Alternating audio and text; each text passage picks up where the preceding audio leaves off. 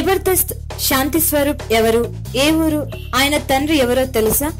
జబర్దస్త్ ప్రతి గురు శుక్రవారాల్లో నవ్వులు పూయించే ఇదంటే అందరికీ అభిమానమే.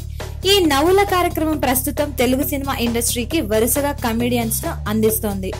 శకలక శంకర్, చంద్ర, వేణు, హైపరాది లాంటి వారు ఎంతో మంది కమెడియన్స్ వరుసగా సినిమాల్లో అవకాశాలు అందిపుచ్చుకుంటున్నారు. ఏదైనా ఒక షో సంవత్సరం పాటు సాగితేనే అది పెద్ద హిట్ కింద లెక్క. కానీ ఈ టీవీలో వచ్చే జబర్దస్త్ మాత్రం ఏళ్ల తరబడి అందరికీ కామెడీ పంచుతోంది.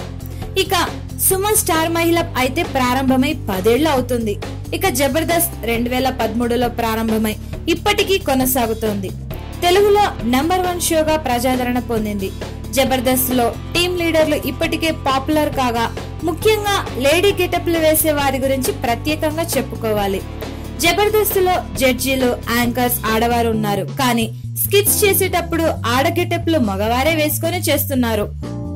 అందులో ముఖ్యంగా శాంతి స్వరూప్ గురించి ముందుగా చెప్పుకోవాలి. శాంతి స్వరూప్ స్వగ్రామం నెల్లూరు జిల్లా బోగోలు మండలం కొత్తూరు గ్రామం. తండ్రి రాఘవయ్య వ్యవసాయ కుటుంబం. చదువు పూర్తి కాగానే 1998 నుంచి 2001 వరకు ఎస్టీడీ బూత్ లో నెలకు 1000 రూపాయల జీతానికి పనిచేశాడు. చిత్ర పరిశ్రమలోకి రావాలనే కోరికతో హైదరాబాద్ వచ్చాడు. మొదట జబర్దస్త్ లో ఆఫీస్ బాయ్ గా చేరాడు. రచరవి, రాకెట్ రాఘవతో పరిచయం పెంచుకొని చివరకు చమక్ చంద్ర ద్వారా జబర్దస్త్ కామెడీ షోలో ప్రవేశించాడు. మొదటగా శాంతి అని పేరున్న ఇతడికి శాంతి స్వరూప్ గా నామకరణం చేసింది యాంకర్ సుమాట. ఇక అలా చిన్న చిన్న క్యారెక్టర్లు చేస్తున్న సమయంలోనే హైపరాది టీమ్ లీడర్ కావడం, ఆ టీమ్ లో లేడీ గెటప్లు వేయడానికి అవకాశం ఇవ్వడంతో శాంతి స్వరూప్ క్రేజ్ ఎక్కడికో వెళ్లిపోయింది.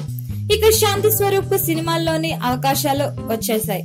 నితిన్ నటించిన లై, మనోజ్ నటించిన ఒక్కడు మిగిలాడు, ఎన్టీఆర్ నటించిన జై లవకుశ, నెల్లూరు పెద్దారెడ్డి వంటి సినిమాల్లో చిన్న పాత్రలు దక్కించుకున్నాడు.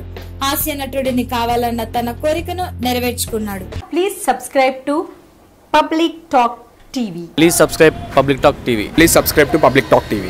Tell me pretty lies, look me in the face.